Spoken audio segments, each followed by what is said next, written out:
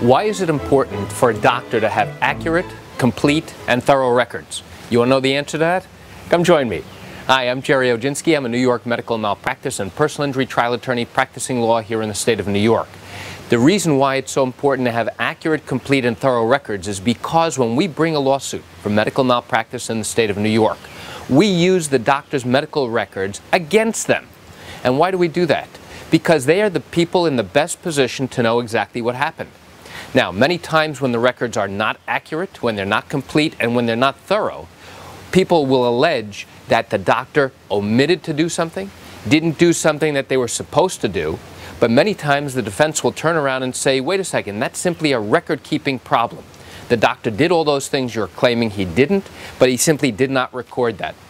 Now, at deposition, which is a question and answer session, I always ask, Doctor, would you agree that it's important to keep accurate records? Yes. Would you agree it's important to keep thorough records? Yes.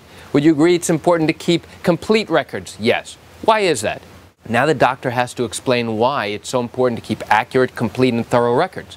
Because you want to have all the information, all the significant information in the patient's records.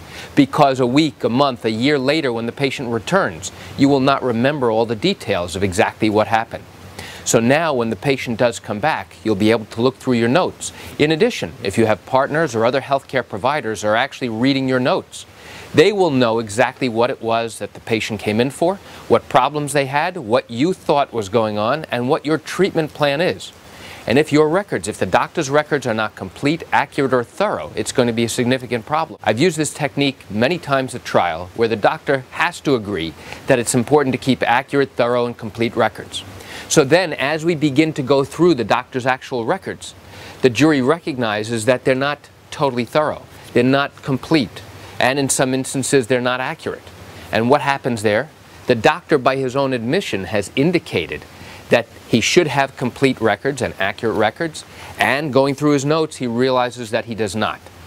So why do I tell you this information?